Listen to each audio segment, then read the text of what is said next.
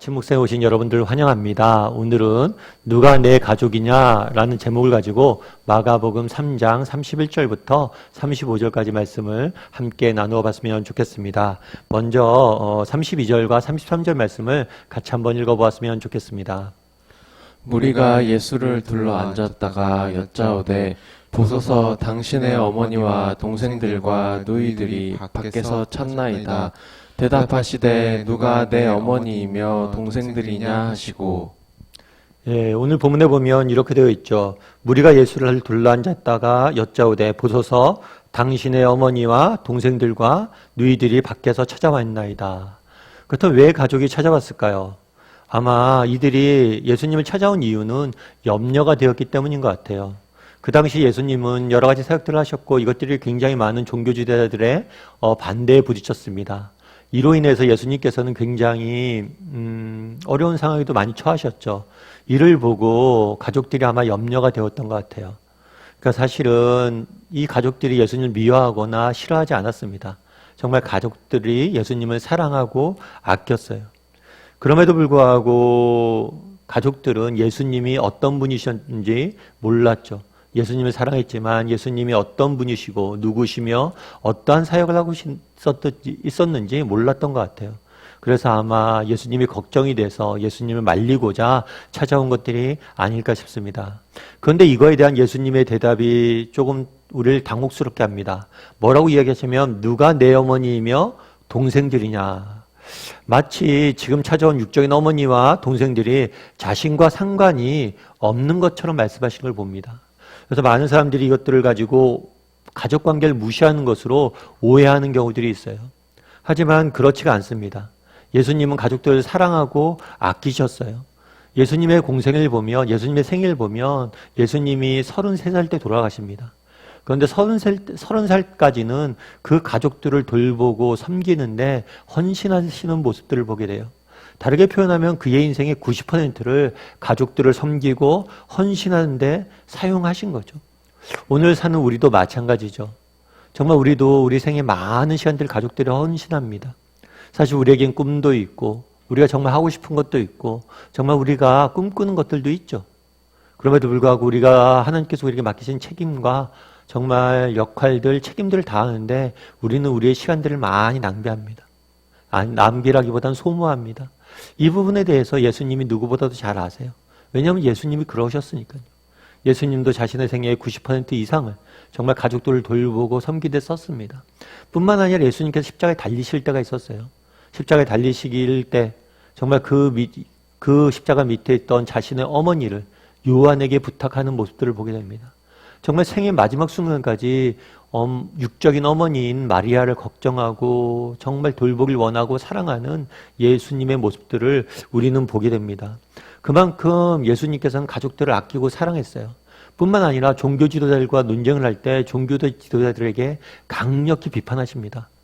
무엇을 비판하냐면 너희는 왜 부모를 공경하지 않느냐고. 따라서 예수님께서 오늘 이렇게 말씀하셨지만 가족관계가 무의미하다거나 가족관계가 소중하지 않다라고 이야기하는 게 아니에요.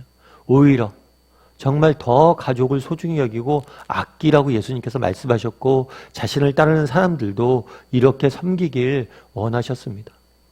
그런데 오늘은 왜 이렇게 마치 부모님들이 자신과 상관없는 사람처럼 이야기하고 있을까요?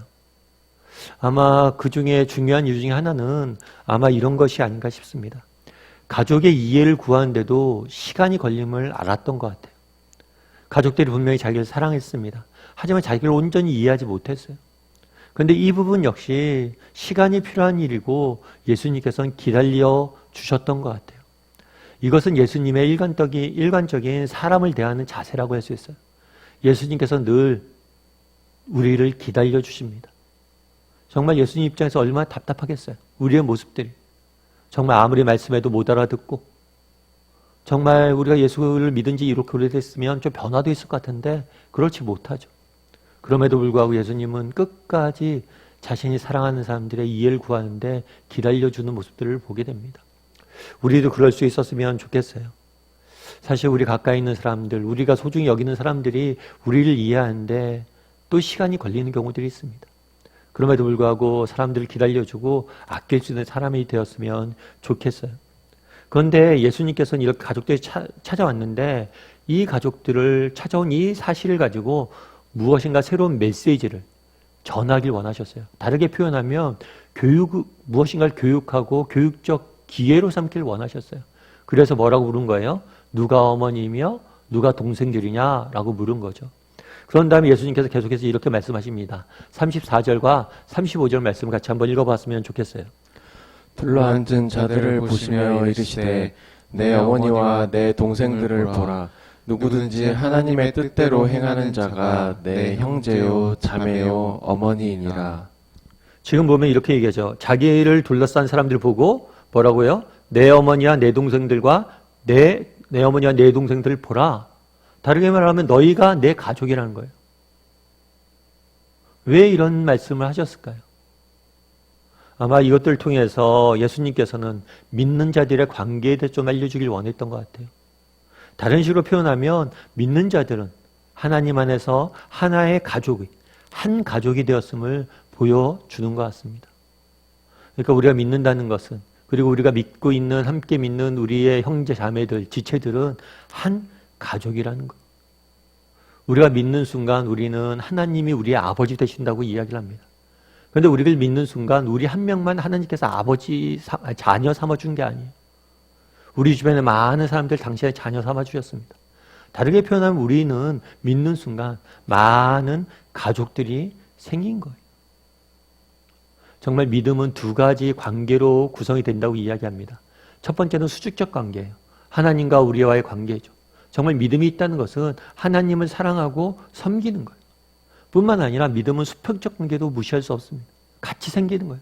따라서 하나님을 사랑하고 섬기는 것처럼 이웃도 사랑하고 섬겨야 되는 거예요.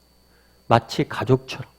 너희가 마치 가족처럼 서로 믿고 섬기고 따르고 염려하고 사랑했으면 좋겠다라는 바람을 담아서 너희가 내 가족이고 너희가 나의 어머니고 나의 형제들이다 이야기를 한 거죠. 특별히 오늘 본문에 뭐라고 되어 있어요? 하나님의 뜻대로 행하는 자는 이라고 되어 있어요. 그럼 하나님의 뜻이 뭐예요? 하나님의 뜻이 무엇입니까? 어떤 율법학자가 물었어요.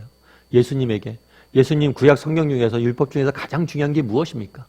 그랬을 때 예수님께서 뭐라고 얘기했냐면 하나님을 사랑하는 것이고 이웃을 사랑하는 거다. 다르게 얘기하면 하나님의 뜻은 뭐냐면 사랑이신 하나님을 뭐예요? 닮아가는 거예요. 그것이 바로 하나님이 우리를 향하신 뜻이에요. 그래서 서로 사랑하고 너희가 정말 아꼈으면 좋겠다라는 바람으로 예수님께서는 이런 이야기를 합니다. 사실 오늘날 우리 사회는 개인주의에 굉장히 만연되어 있어요. 그래서 신앙도 개인적으로 혼자 믿으려는 경향이 있어요. 그런데 그렇지가 않습니다. 신앙은 철저히 공동체적이에요. 하나님 우리를 부를 때 우리 한 사람을 부른 경우는 거의 없어요. 공동체로 함께 부르셨습니다. 그래서 이 사실을 알아야 돼요. 제가 아는 집사님 한 분이 계세요. 이 집사님이 한 번은 그런 경험을 했다고 그러더라고요. 아침에 일찍 주일날인데 아침에 일찍 교회 예배하러 갔습니다. 그래서 예배를 열심히 잘 드렸어요. 그리고 집에 돌아왔어요. 그리고 기쁘게 하루 종일 지냈대요. 그러다가 이제 저녁 시간이 돼서 저녁 준비를 하러 가야지 하고 장 보러 가려고 주차장에 갔는데 차가 없는 거예요. 이게 무슨 일이지? 하고 한참을 생각해 봤대요. 그런데 생각해 보니까 오늘 오전에 교회에 차를 가지고 갔는데 그 사실 까마득해 있고 지하철을 타고 집으로 온 거예요. 그래서 다시 차를 가지러 교회에 간 거죠. 그러면서 그런 생각이 들었대요. 야, 나도 이제 다 됐구나. 차까지 놓고 다닐 정도로 정신이 없구나. 그리고 교회 주차장에 갔는데 재밌는 건 뭐냐면 밤 늦은 시간이잖아요. 그런데 교회 주차장에 이제 그때 운동장을 쓸 때인데 운동장에 자기 차가 보이더래요. 그런데 재밌는 건 그 옆에 또 다른 차가 보이더래요. 그래서 그런 생각이 들 때, 야, 나 같은 사람이 또 있네? 나 같은 사람이 또 있다는 사실 때문에 마음에 굉장히 큰 위로와 힘이 됐다고 이야기하더라고요. 그게 바로 공동체의 힘이 아닐까 싶어요. 한 사람, 정말 나와 같이 있는 한 사람. 사실 우리의 인생에 있어서 왜 우리가 무너집니까? 내 옆에 있는 한 사람이 없기 때문이에요. 지치고 힘든 이유요? 아무리 힘들고 어려워도요, 내 옆에 한 사람만 있으면 이겨낼 수 있어요. 어쩌면 그 한 사람이 없기 때문일지 모르죠. 예수님께서 왜 너희가 내 가족이라고 말씀하셨습니까? 우리 믿는 사람들이 서로에게 그런 존재가 되라는 거예요. 정말 마지막에 있는 한 사람이 되라는 거예요. 진심을 사랑하고 섬기라는 거죠. 물론 다른 사람을 사랑하고 섬기는 것이 쉽지만 않습니다. 사실 세상은 선을 악으로 갚죠. 내가 아무리 잘해줘도 정말 돌아오는 것은 다른 것들이 많아요. 내 선을 무시하고 정말 몰라주는 경우도 많습니다. 그런데 세상이 말하는 인간관계는 너와 나예요. 그런데 하나님이 말하는 인간관계는 뭐예요?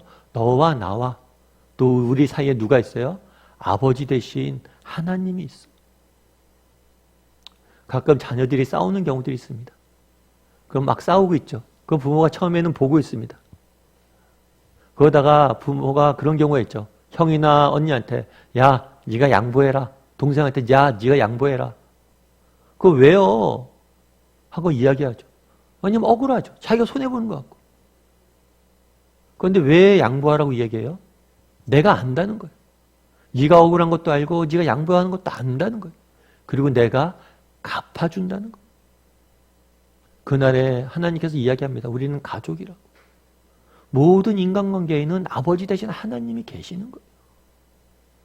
그래서 정말 인간관계를 할 때 다른 사람을 사랑하고 섬길 때 답답하고 어려운 순간들이 있습니다. 그럼에도 불구하고 우리가 섬기고 사랑할 수 있는 이유는 뭐예요? 아버지 대신 하나님이 있기 때문이에요. 여러분 오늘 하루 종일 우리 돌아봤으면 좋겠어요. 나는 정말 얼마나 사람을 소중히 여기는 사람인지 함께 돌아보고 살펴봤으면 좋겠습니다. 그리고 또 나는 얼마나 우리 하나님을 내 인간관계의 중심에 두고 하나님께서 갚아주실 것이라는 확신을 가지고 사람을 대하는 사람인지 다시 한번 돌아봤으면 좋겠고 또 우리가 그렇게 살아갈 때 하나님께서 반드시 모든 것을 갚아주실 것입니다.